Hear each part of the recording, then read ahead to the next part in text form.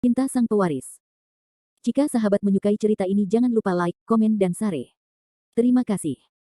Bab 651-655. Bab 651 60 juta. Setelah Fendi Zanders mendengar kata-kata Lin Min, dia langsung membeku di tempatnya, dengan ekspresi sangat bingung di wajahnya. Kamu gila. Fendi Zanders menoleh untuk melihat Lin Min, dan bertanya pada Lin Min dengan ekspresi agak bersemangat. Kenapa aku gila? Lin Min memandang Fendi Zanders dengan acuh tak acuh, dan berkata dengan nada tak berdaya. Kamu tidak mendengar apa yang aku katakan tadi, kan? Gelang giok ini sama sekali tidak bernilai uang.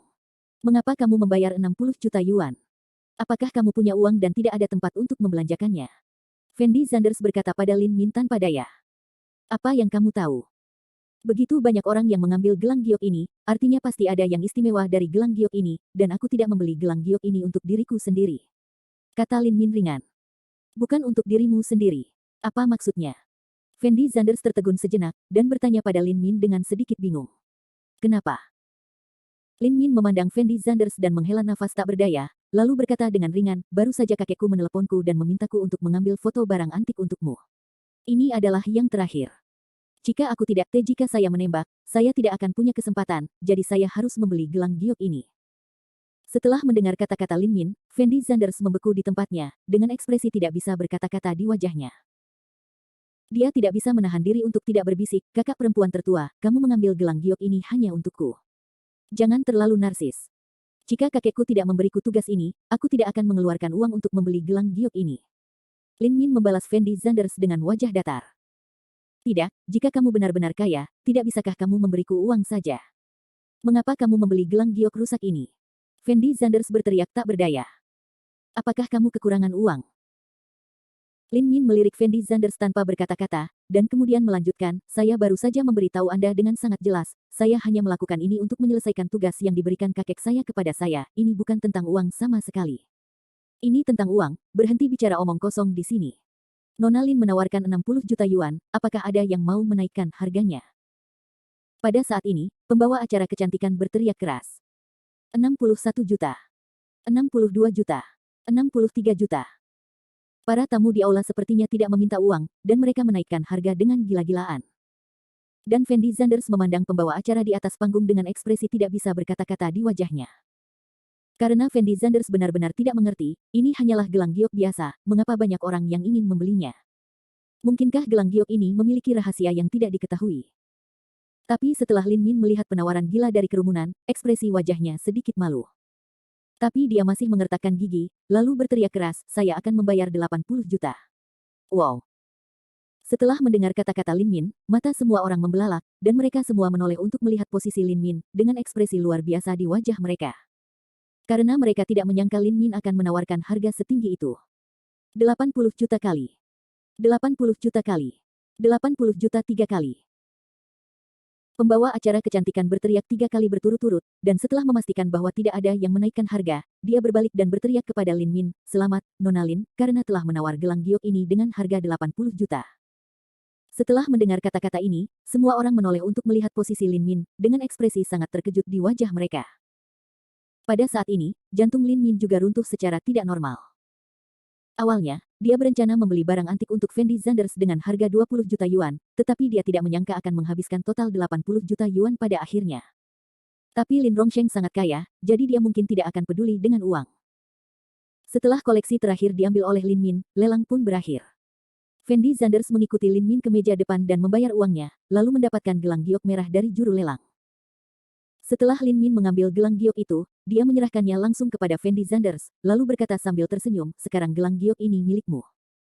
Kakak, kamu menghabiskan 80 juta hanya untuk membeli gelang giok seperti itu. Apakah kamu gila? Setelah Fendi Zanders mengambil gelang giok itu, dia melihat lebih dekat, tetapi dia tidak menemukan sesuatu yang istimewa tentang gelang giok itu, jadi dia berkata kepada Lin Min dengan nada yang sangat tidak berdaya. Oh, kenapa kamu menyebalkan sekali? Tadi aku sudah bilang padamu bahwa ini adalah tugas yang diberikan kakekku. Jika aku tidak menyelesaikannya, kakekku pasti akan memarahiku lagi. Lagi pula, kamu tidak perlu menghabiskan uang untuk itu. Lin Min tidak bisa menahan tatapan kosong pada Fendi Zanders, lalu cemberut dan berkata dengan ekspresi sangat gembira, oke, meskipun ada liku-liku hari ini, saya akhirnya menyelesaikan tugas dengan memuaskan, kita berdua bisa kembali. Akhirnya kita bisa kembali. Fendi Zanders menjawab dengan ringan, lalu berjalan langsung menuju luar Hotel Dingsheng. Adapun gelang giok yang difoto Lin Min, Fendi Zanders tidak menganggapnya serius sama sekali. Karena dia merasa gelang giok ini sama sekali tidak bernilai uang, dan itu karena penyelenggara membodohi orang-orang itu dengan banyak uang, jadi Fendi Zanders memasukkannya ke dalam sakunya dengan santai. Sesaat kemudian, Fendi Zanders mengikuti Lin Min keluar dari Hotel Dingsheng. Jika tidak ada yang lain, aku akan pergi. Fendi Zanders berkata dengan lembut kepada Lin Min. Apakah kamu ingin aku mengantarmu kembali? Lin Min bertanya dengan lembut. Tidak, aku akan naik taksi sendiri. Fendi Zanders melambaikan tangannya dengan ringan, lalu menghentikan taksi, membuka pintu dan masuk ke dalam mobil. Setengah jam kemudian, Fendi Zanders kembali ke Dijing Manor. Setelah mandi sederhana, Fendi Zanders berbaring di tempat tidur dan bersiap untuk istirahat. Tetapi saat ini, ponsel Fendi Zanders tiba-tiba berdering. Fendi Zanders menoleh dan melirik ponselnya, hanya untuk mengetahui bahwa itu adalah panggilan Fang Zihua. Fendi Zanders ragu-ragu sejenak, tetapi masih mengangkat telepon dan menyambungkan panggilan. Halo, ada apa? Setelah Fendi Zanders menjawab telepon, dia langsung bertanya. Tuan Zanders, apakah kamu sudah istirahat? Fang Zihua bertanya dengan lembut. Belum, ada apa denganmu? Fendi Zanders bertanya langsung. Tuan Zanders, seperti ini. Bukankah aku sudah memberitahumu sebelumnya bahwa aku ingin mencarikanmu seorang master? Aku tidak tahu apakah kamu masih mengingat masalah ini. Fang Zihua bertanya sambil tersenyum. Carikan aku master. Setelah Fendi Zanders mendengar kata-kata ini, dia tertegun sejenak, dan keanehan muncul di matanya. Seperti ini, Tuan Zanders, saya pikir orang-orang Rockefeller pasti akan menyerang Anda di masa depan. Meskipun Long Chow dan yang lainnya dapat melindungi Anda, untuk berjaga-jaga, saya pikir Anda harus meningkatkan kekuatan Anda sendiri. Kekuatan, dalam hal ini, bahkan jika Anda benar-benar bertemu seseorang dari Rockefeller, Anda masih memiliki kemampuan untuk menghadapinya. Fang Zihua berkata perlahan. Bukankah sudah terlambat untuk meningkatkan kekuatan Anda sekarang? Fendi Zanders berkata tanpa daya. Bab 652. Seharusnya belum terlambat. Master yang kutemukan untukmu adalah master yang belum lahir yang sangat terkenal di dunia seni bela diri kuno Tiongkok. Jika kamu ada waktu luang, aku bisa memintanya untuk bertemu denganmu. Kata Fang Zihua perlahan. Apa itu Guwu? Setelah Fendi Zanders mendengar kalimat ini, dia tidak bisa menahan diri untuk bertanya dengan lembut. Seni bela diri kuno adalah latihan yang mereka latih. Wajar jika orang awam tidak mengetahui keberadaan seni bela diri kuno, Fang Zihua menjelaskan sambil tersenyum. Setelah Fendi Zanders mendengar kata-kata Fang Zihua, jejak ketidakberdayaan muncul di matanya, dan dia berkata dengan suara rendah, mengapa ini seperti novel seni bela diri? Hehe. Fang Zihua tersenyum ringan. Lalu melanjutkan, Tuan Zanders, nyatanya, masih banyak orang yang mempelajari seni bela diri kuno di negara kita. Orang-orang yang mempelajari seni bela diri kuno ini suka menyebut diri mereka pejuang. Kekuatan bertarung orang-orang ini sangat menakutkan. Keluarkan mereka dengan santai. Satu adalah eksistensi dengan satu musuh melawan 100. Musa. Setelah Fendi Zanders mendengar kalimat ini, dia tertegun sejenak. Itu benar, itu adalah seorang pejuang. Fang Zihua mengangguk ringan, dan kemudian melanjutkan, prajurit dibagi menjadi 4 tingkatan langit, bumi, hitam dan kuning. Prajurit tingkat langit telah menghilang, dan master yang saya temukan karena kamu adalah prajurit tingkat bumi yang berada di urutan kedua setelah prajurit tingkat langit. Musa, lalu apa itu Long Chow? Apakah dia juga seorang pejuang? Setelah Fendi Zanders berpikir sejenak, dia bertanya dengan lembut. Yah, Long Chow juga seorang pejuang, tapi dia hanya seorang pejuang pangkat Huang. Jawab Fang Zihua. Setelah Fendi Zanders mendengar kalimat ini, sedikit keterkejutan melintas di matanya, dan ekspresi wajahnya sangat luar biasa. Long Chow sudah begitu kuat seperti seorang prajurit pangkat kuning. Dan tuan yang ditemukan Fang Zihua untuk Fendi Zanders ternyata menjadi pejuang tingkat bumi, betapa menakutkannya itu. Tuan Zanders, Anda biasanya masih bersekolah, jadi sulit untuk berhubungan dengan orang-orang ini, jadi wajar jika Anda tidak tahu tentang pejuang. Dan magang kita bukanlah untuk menjadi master seperti pejuang tingkat bumi. Anda hanya perlu memiliki kemampuan untuk melindungi diri sendiri saat bertemu dengan seorang pembunuh. Saya pikir jika seorang pejuang tingkat bumi membimbing Anda akan dapat menyelamatkan diri Anda sendiri dalam waktu singkat. Meningkatkan kebugaran fisik Anda seharusnya tidak menjadi masalah. Fang Zihua berkata perlahan.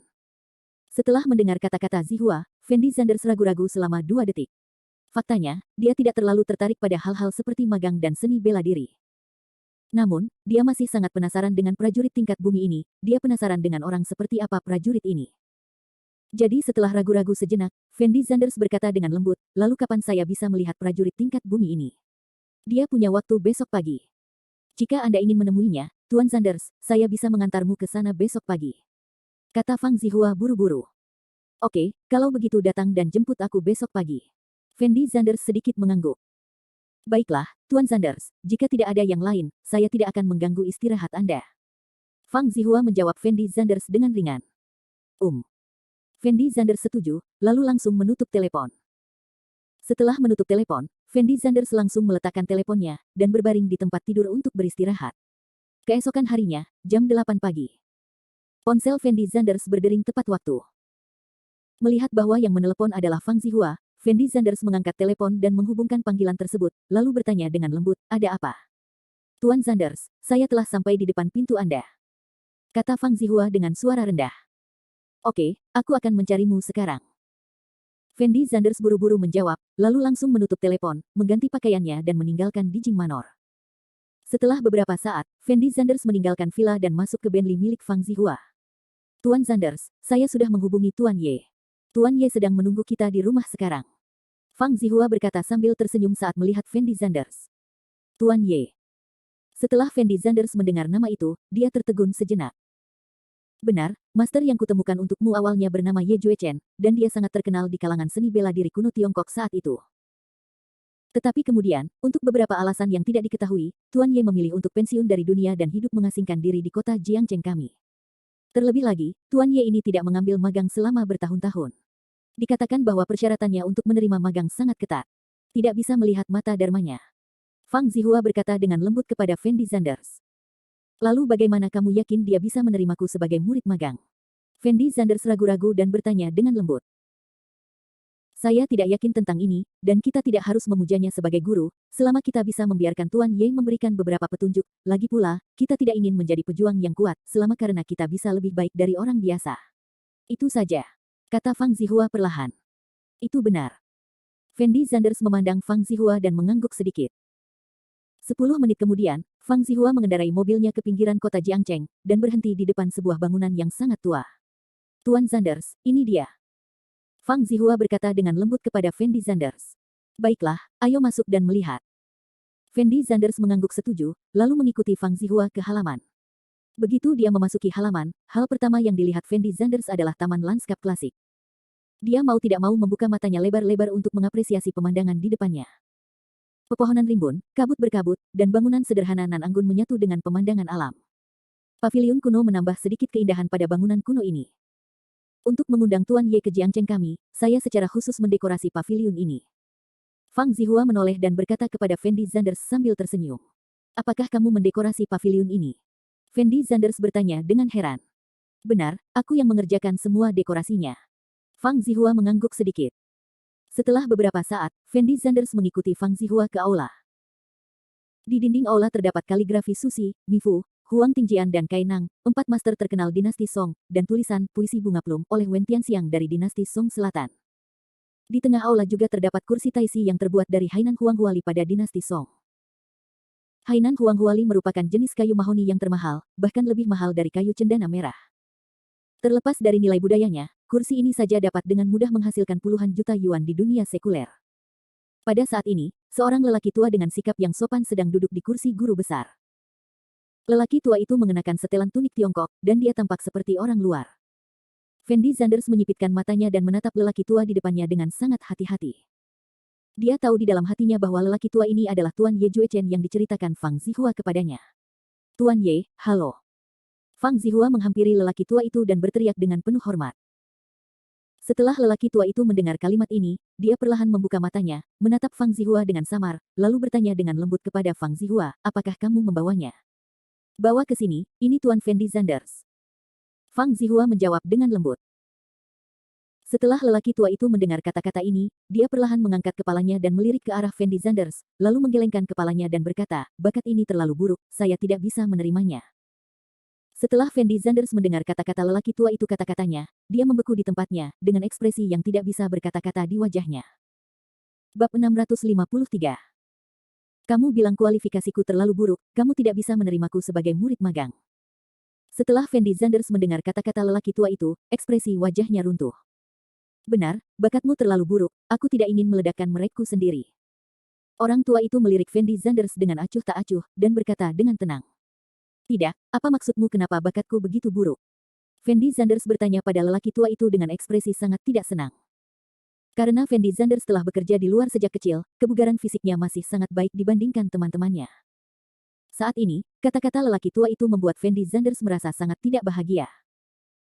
Orang tua itu memandang Fendi Zanders dengan acuh tak acuh, dan berkata tanpa ekspresi, saya mengatakan bakat Anda buruk, dan bakat Anda buruk. Bahkan jika saya menjelaskan beberapa hal kepada Anda masih tidak dapat memahaminya.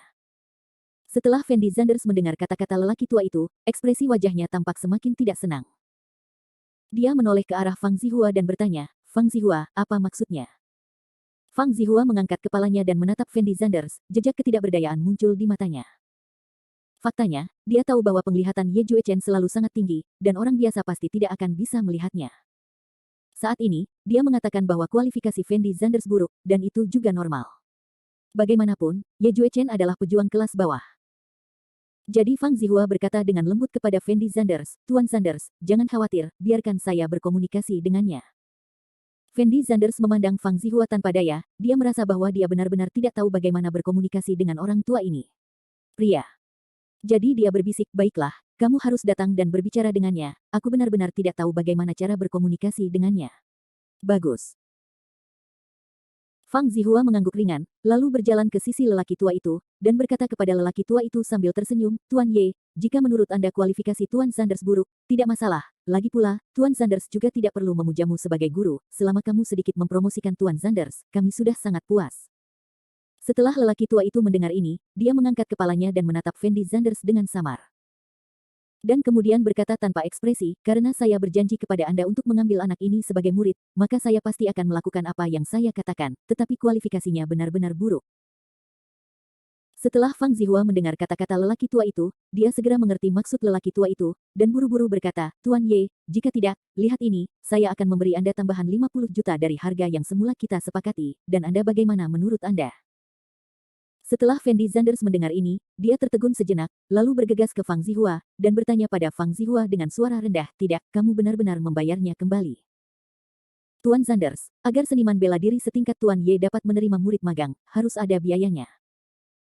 Melihat Fang Zihua, Fendi Zanders benar-benar tidak tahu harus berkata apa. Dia diam-diam menghela nafas dalam hatinya bahwa lelaki tua ini jelas-jelas pembohong. Dia belum pernah melihat penguasa dunia seperti itu. Dia bahkan meminta uang untuk menerima pekerja magang. Apa masalahnya? Tuan Zanders, jangan khawatir, saya pasti akan membantu Anda mengatasi masalah ini. Kata Fang Zihua kepada Fendi Zanders sambil tersenyum. Fendi Zanders memandang Fang Zihua dengan ringan, dan menghela nafas tanpa daya, tidak tahu harus berkata apa. Tuan Ye, apa pendapat Anda tentang saran saya tadi? Fang Zihua melangkah maju dan bertanya pada lelaki tua itu dengan lembut. Orang tua itu menoleh dan memandang Fang Zihua dengan acuh tak acuh, lalu mencibir mulutnya dan berkata, Tuan Fang, menurut Anda apakah saya tipe orang yang menyukai uang? Saya, Ye Juechen, tidak pernah menerima murid karena uang. Tuan Ye, Anda jelas bukan orang biasa seperti itu, tetapi saya sudah memberitahu Anda tentang situasi Tuan Zanders, dan Anda juga memiliki konflik dengan Rockefeller. Jika Anda benar-benar dapat melatih Tuan Zanders dengan baik, pukulan yang sangat besar juga bagi Rockefeller, bukan? Fang Zihua berkata sambil tersenyum. Dan ekspresi wajah Fendi Zanders sangat bingung, dia benar-benar tidak mengerti apa yang dipikirkan Fang Zihua. Bagaimana saya bisa membayar orang ini untuk magang saya? Terlebih lagi, Ye Juechen ini sepertinya memiliki konflik dengan Rockefeller, jadi Fendi Zanders mau tidak mau penasaran dengan identitas Ye Juechen. Ye Juechen memandang Fang Zihua dengan acuh tak acuh, ragu-ragu selama 2 detik, dan berkata dengan lembut, karena kamu telah mengatakannya, aku akan menganggapnya sebagai cara untuk menyelamatkan mukamu hari ini, dan aku akan memberimu tambahan 50 juta, dan saya akan memberikannya kepada anak ini sekali. Kesempatan, baiklah. Fang Zihua mengangguk dengan cepat. Pada saat ini, ekspresi wajah Fendi Zanders tampak semakin rusak. Dia benar-benar tidak mengerti apa yang sedang terjadi. Fang Zihua memberi orang tua itu 50 juta lebih, tetapi lelaki tua itu tampak sangat enggan. Lelaki tua itu berdiri perlahan, lalu berjalan di depan Fendi Zanders dengan langkahnya, memandang Fendi Zanders dari atas ke bawah, lalu berkata dengan lembut kepada Fendi Zanders, wah, bakatmu sungguh buruk, jika aku menerimamu sebagai jika kamu seorang gangster, itu hanya menghancurkan tandamu sendiri. Apa sebenarnya yang ingin kamu katakan? Fendi Zanders bertanya pada lelaki tua itu dengan ekspresi kesal. Ahem. Orang tua itu terbatuk pelan, lalu memandang Fendi Zanders dan berkata, "Demi Tuan Fang, saya akan memberi Anda kesempatan sekarang. Jika Anda bisa lulus ujian saya akan menerima Anda sebagai murid magang. Bagaimana menurut Anda?" Setelah Fendi Zanders mendengar kalimat ini, dia tidak bisa menahan diri untuk tidak melihat ke arah lelaki tua itu, dan kemudian berkata tanpa ekspresi, "Apakah kamu memberikan wajah pada Fang Zihua, atau kamu memberikan wajah pada 50 juta? Hahaha." Orang tua itu tertawa keras, dan tidak mempedulikan apapun dengan Fendi Zanders, lalu menoleh dan berteriak di belakangnya, "Keluar, Yuan Bao." Setelah orang tua itu selesai mengatakan ini. Beberapa menit kemudian, seekor orangutan berambut hitam berlari keluar halaman. Setelah melihat orangutan itu, Fendi Zanders tampak sedikit bingung, tidak mengerti maksud lelaki tua itu. Dan lelaki tua itu berkata dengan lembut kepada Fendi Zanders, "Ini Yuan Bao, mari kita saling mengenal. Izinkan saya bertemu orangutan." Fendi Zanders bertanya pada lelaki tua itu tanpa daya.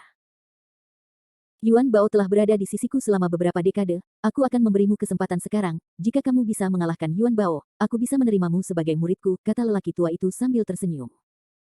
"Kamu memintaku untuk melawan orangutan?"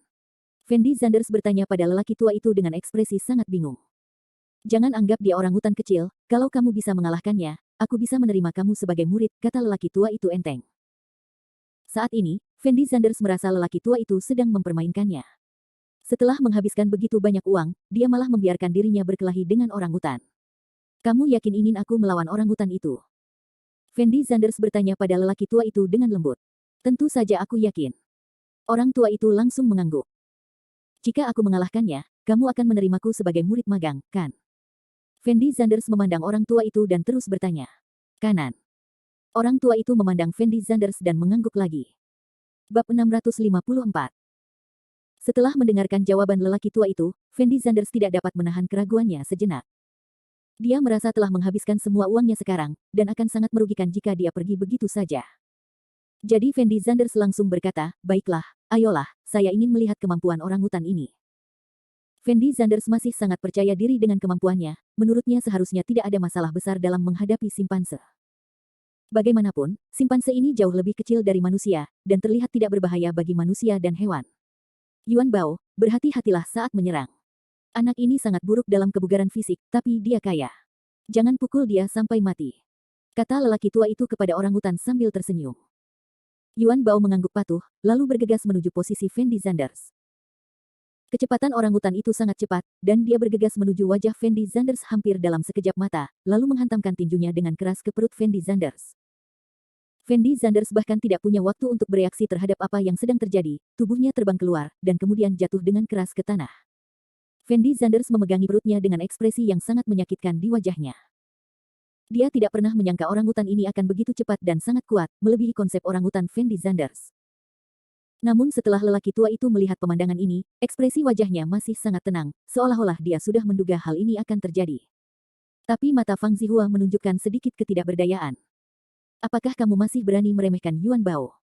Orang tua itu memandang Fendi Zanders yang tergeletak di tanah, dan bertanya sambil tersenyum. Saat ini, Fendi Zanders sangat kesakitan sehingga dia tidak dapat berbicara sama sekali, dan wajahnya pucat. Ketika lelaki tua itu melihat Fendi Zanders seperti ini, dia menggelengkan kepalanya tanpa daya, dan berkata dengan lembut, "Sepertinya kebugaran fisikmu tampaknya lebih buruk dari yang saya bayangkan." Setelah Fendi Zanders mendengar kata-kata lelaki tua itu, ekspresi di wajahnya mengecil secara tidak normal, tapi dia tidak tahu bagaimana dia harus membantahnya. Di sisi lain, Yuan Bao memandang Fendi Zanders dengan ekspresi sangat bangga, dan terus menepuk dadanya dengan tangannya, seolah sedang memamerkan sesuatu. Beberapa menit kemudian, Fendi Zanders bangkit dari tanah dengan susah payah, lalu berteriak kepada lelaki tua berwajah pucat itu, "Orangutan apa ini? Kenapa begitu kuat? Bukankah kamu sangat percaya diri sekarang? Tidakkah kamu pikir kamu pasti bisa mengalahkannya? Sekarang kamu tahu kamu menyesalinya." Orang tua itu bertanya pada Fendi Zanders sambil tersenyum. "Menyesal? Tentu saja saya menyesal. Saya menghabiskan banyak uang, dan Anda membiarkan saya melawan orangutan, ada apa?" Fendi Zanders menatap lelaki tua itu dan berteriak. Setelah lelaki tua itu mendengar kata-kata Fendi Zanders, jejak rasa jijik muncul di matanya, dan dia berkata dengan dingin, "Apakah kamu takut? Apa yang harus aku takuti? Menurutku kamu hanyalah seorang penipu. Jika aku benar-benar menganggapmu sebagai guruku, aku pasti tidak akan belajar apapun. Fang Zihua, ayo pergi." Meskipun Fendi Zanders kalah dalam hal ini orangutan, Fendi Zanders masih sangat tidak yakin di hatinya. Terlebih lagi, Fendi Zanders merasa lelaki tua ini pembohong dan tidak memiliki keterampilan nyata, jadi dia tidak ingin terus-terusan main-main dengan lelaki tua ini. Setelah Fang Zihua mendengar kata-kata Fendi Zanders, jejak ketidakberdayaan muncul di matanya. Dia tidak bisa menahan diri untuk tidak membujuk Fendi Zanders dengan lembut, "Tuan Zanders, apakah Anda tidak memikirkannya lagi? Apa yang harus dipikirkan?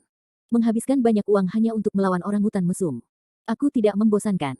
Kalaupun aku bisa mengalahkan orangutan ini, terus kenapa?" Fendi Zanders melambaikan tangannya dengan ekspresi kesal, lalu berbalik dan bersiap untuk pergi. Orang tua itu melihat punggung Fendi Zanders, dan sedikit kekecewaan muncul di matanya. Dia mengerutkan bibirnya dan berkata, "Dengan kebajikanmu, kamu masih ingin mengambil kembali Rockefeller. Saya pikir Li Xiuqian buta karena memilihmu sebagai penggantinya." Setelah Fendi Zanders mendengar kalimat ini, dia tiba-tiba menoleh untuk melihat pada lelaki tua itu, dan bertanya pada lelaki tua itu dengan ekspresi sangat marah, "Apa yang baru saja kamu katakan? Kubilang kamu pengecut. Kamu tidak punya kemampuan untuk memulihkan Rockefeller. Kamu sangat menyadari kesenjangan kekuatan antara kamu dan orang-orang di Rockefeller, jadi kamu tidak berani menghadapi hal-hal ini sekarang. Bahkan orangutan di tanganmu tidak bisa mengalahkan mereka. Kualifikasi apa yang kamu miliki untuk berurusan dengan orang-orang Rockefeller? Untuk menjadi orang biasa." Orang tua itu tidak sopan sama sekali, dan berkata kepada Fendi Zanders dengan nada yang sangat menghina. Setelah Fendi Zanders mendengar kata-kata ini, jejak kemarahan muncul di matanya. Dia mengertakkan gigi dan berkata dengan suara rendah, "Saya baru saja menjelaskan kepada Anda bahwa saya tidak ingin memuja Anda sebagai guru karena saya curiga Anda tidak memiliki keterampilan nyata, bukan karena saya takut. Orangutan ini." Dia menyelinap ke arahku, "Kalau aku siap, aku bisa mengalahkannya. Kamu curiga aku tidak punya keterampilan nyata?" Setelah mendengar kata-kata Fendi Zanders, lelaki tua itu mencibir dengan jijik, lalu melambaikan tangan kanannya dengan ringan. Boom! Terdengar suara keras. Fendi Zanders merasa tubuhnya seperti ditabrak sepeda motor, dan ada rasa sakit yang menusuk di dadanya, dan dia pingsan lagi, dan jatuh dengan keras ke dinding. "Tuan Zanders." Setelah Fang Zihua melihat adegan ini, dia berteriak kegirangan. "Jangan khawatir, aku hanya menggunakan kurang dari 10% skillku sekarang, dia akan baik-baik saja." Orang tua itu memandang Fang Zihua dan menjelaskan dengan ringan. Setelah Fendi Zanders jatuh ke tanah, dia berjuang dengan ekspresi yang menyakitkan, lalu berdiri perlahan, dan memandang lelaki tua yang duduk di sana dengan ekspresi yang sangat luar biasa. Baru saja Fendi Zanders berada setidaknya 50 meter dari orang tua itu. Namun pada jarak yang begitu jauh, lelaki tua itu mampu menjatuhkan Fendi Zanders hanya dengan melambaikan tangannya. Ini pasti merupakan kekuatan yang sangat kuat. Fendi Zanders hanya pernah melihat situasi seperti ini di film sebelumnya. Fendi Zanders berdiri dengan ekspresi kesakitan, lalu menatap matanya, dan bertanya kepada lelaki tua itu dengan ekspresi yang luar biasa, "Bagaimana kamu melakukannya sekarang? Mengapa kamu memukulku begitu jauh?" Ketukan. Orang tua itu tersenyum ringan setelah mendengar kata-kata Fendi Zanders, dan kemudian berkata tanpa ekspresi, "Ketika kamu bisa memenangkan Yuan Bao, aku akan memberitahumu bagaimana aku melakukannya." Fendi Zanders berdiri di tempat dan ragu-ragu selama 2 detik, lalu membalikkan badannya kepala dan berteriak pada Fang Zihua, "Fang Zihua, kamu pergi dulu, aku akan tinggal." Fendi Zanders ingin pergi sekarang, bukan karena Fendi Zanders takut pada orangutan ini. Itu karena Fendi Zanders selalu meragukan kekuatan lelaki tua itu, tetapi saat ini Fendi Zanders sudah melihat kekuatan lelaki tua itu. Dia merasa bahwa dia akan dapat mempelajari sesuatu dengan mengikuti orang tua itu, jadi Fendi Zanders tentu saja tidak punya rencana untuk pergi. "Tuan Zanders, apakah Anda memutuskan untuk tinggal?" Setelah Fang Zihua mendengar kata-kata Fendi Zanders, dia bertanya kepada Fendi Zanders dengan ekspresi sangat bersemangat. Bab 655. "Yah, aku sudah memikirkannya, orang ini benar-benar memiliki beberapa keterampilan.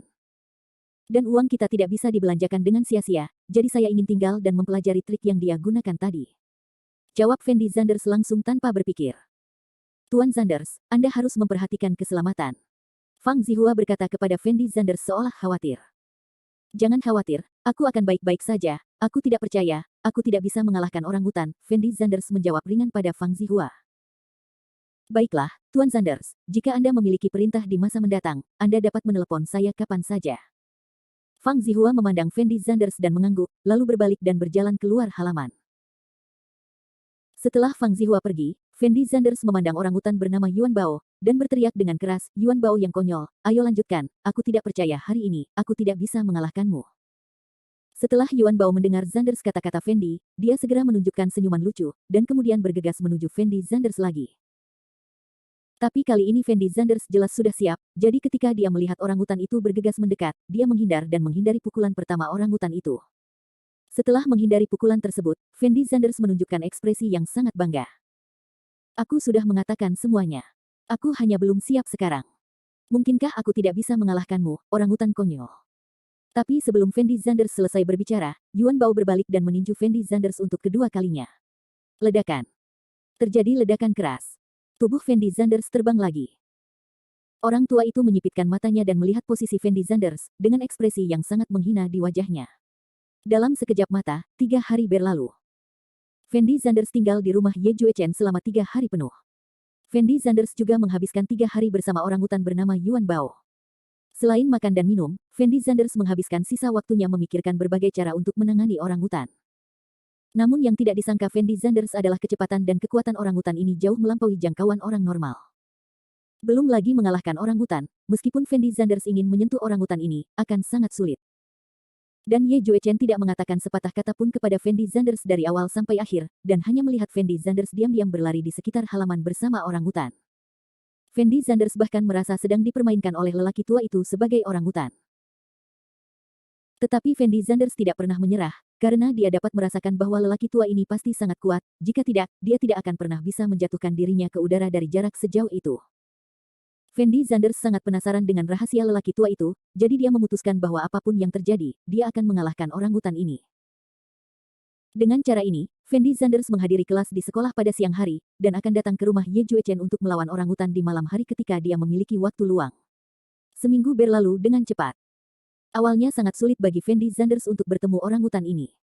Namun saat dia bertarung lebih sering dengan orangutan tersebut, kecepatan Fendi Zanders berangsur-angsur meningkat. Beberapa kali dia hampir menyentuh Yuan Bao, yang juga membuat Fendi Zanders semakin percaya diri. Ia merasa cepat atau lambat ia akan mampu mengalahkan orangutan tersebut. Dan ada hal yang lebih penting lagi, yaitu dalam proses melawan Yuan Bao, Fendi Zanders merasa tubuhnya juga telah dilatih sampai batas tertentu. Hanya bertarung melawan Yuan Bao setiap malam, dia merasa kecepatannya meningkat pesat. Ini seharusnya bukan hal buruk bagi Fendi Zanders. Di dalam kelas, Wang Xiong dan Kacamata memandang Fendi Zanders dengan ekspresi sangat bingung. Kenapa kalian berdua menatapku seperti itu? Fendi Zanders menanyakan Kacamata Wang Xiong dengan ekspresi tak berdaya. Fendi Zanders, apa yang kamu lakukan hari ini? Wang Xiong bertanya pada Fendi Zanders dengan lembut. Aku tidak sibuk dengan apapun. Jawab Fendi Zanders ringan, karena Fendi Zanders harus bertarung dengan Yuan Bao di malam hari, sehingga Fendi Zanders lesu di siang hari. Karena kamu tidak sibuk, kenapa kamu menghilang sepulang sekolah setiap hari? Dan kamu datang ke kelas setiap hari dengan hidung biru dan mata bengkak. Apakah kamu menyinggung seseorang? Wang Xiong bertanya pada Fendi Zanders dengan penuh perhatian. Saya tidak menyinggung siapapun, saya baru saja bertengkar dengan orang lain baru-baru ini. Jawab Fendi Zanders ringan. Berkelahi dengan orang lain. Setelah Wang Xiong dan Kacamata mendengar kata-kata Fendi Zanders, ekspresi wajah mereka tampak semakin bingung. Mereka buru-buru bertanya pada Fendi Zanders, dengan siapa kamu bertengkar? Fendi Zanders ragu-ragu sejenak, lalu berkata tanpa daya, jika saya memberitahu Anda bahwa saya berkelahi dengan orangutan setiap malam, apakah kalian berdua akan percaya? Setelah mendengar kata-kata Fendi Zanders, Wang Xiong dan Kacamatanya tidak bisa menahan cemberut, ekspresi mereka sangat tidak bisa berkata-kata. Wang Xiong mengusap hidungnya, dan berkata dengan nada meremehkan, jika kamu tidak ingin memberitahu kami, kamu tidak perlu melakukannya. Kamu bilang kamu berkelahi dengan orangutan setiap hari, dan kami berdua tidak bodoh. Siapa yang mau berkelahi dengan orangutan di waktu senggang? Tanda tanya petik 2. Setelah mendengar perkataan Wang Xiong, Fendi Zanders tersenyum tak berdaya. Bahkan terkadang Fendi Zanders juga merasa dirinya sangat bodoh akhir-akhir ini, membuang banyak waktu untuk orangutan. Namun, saat ini, tiba-tiba ada seruan di dalam kelas. Fendi Zanders secara naluriah melihat keluar jendela, dan menemukan bahwa itu adalah Zhou Muxue. Zhou Muxue berjalan ke pintu kelas, dan kemudian dengan malu-malu berteriak kepada Fendi Zanders, Fendi Zanders, bisakah kamu keluar? Ada yang ingin kukatakan padamu. Setelah mendengar kata-kata Zhou Muxue, para siswa di kelas mulai berdiskusi dengan suara pelan. Lagi pula, setelah pesta terakhir, beberapa orang berspekulasi bahwa Zhou Muxue sudah bersama Fendi Zanders. Saat ini, Zhou Muxue berinisiatif datang ke Fendi Zanders, yang semakin membenarkan spekulasi orang-orang tersebut. Setelah Fendi Zanders ragu-ragu sejenak, dia keluar dari kelas, dan mengikuti Zhou Muxue ke ujung koridor. Ada apa? Fendi Zanders bertanya pada Zhou Muxue dengan lembut. Benar, ini hari ulang tahunku malam ini, dan aku akan mengadakan pesta ulang tahun, bisakah kamu datang? Wajah cantik Zhou Muxue memerah, dan mata indahnya menatap Fendi Zanders dengan penuh harap. Ulang tahun Anda. Setelah Fendi Zanders mendengar kata-kata Zhou Muxue, dia tertegun sejenak. Ya, hari ini adalah hari ulang tahunku. Zhou Muxue mengangguk ringan, lalu menatap Fendi Zanders dan bertanya, apakah kamu ada waktu luang malam ini? Melihat Fendi Zanders tidak langsung menyetujuinya, Zhou Muxue menjadi sedikit gelisah. Awalnya, Fendi Zanders berencana bertarung dengan Yuan Bao malam ini, tetapi dia merasa karena Zhou Muxue datang mencarinya atas inisiatifnya sendiri, dan hubungannya dengan Zhou Muxue tidak buruk, dia bisa memberikan dirinya hari libur. Jadi Fendi Zanders ragu-ragu selama 2 detik, mengangguk dan berkata dengan lembut, baiklah, saya bisa pergi ke pesta ulang tahunmu malam ini. Benarkah? Melihat Fendi Zanders setuju untuk turun, Zhou Muxue berteriak dengan ekspresi sangat bersemangat.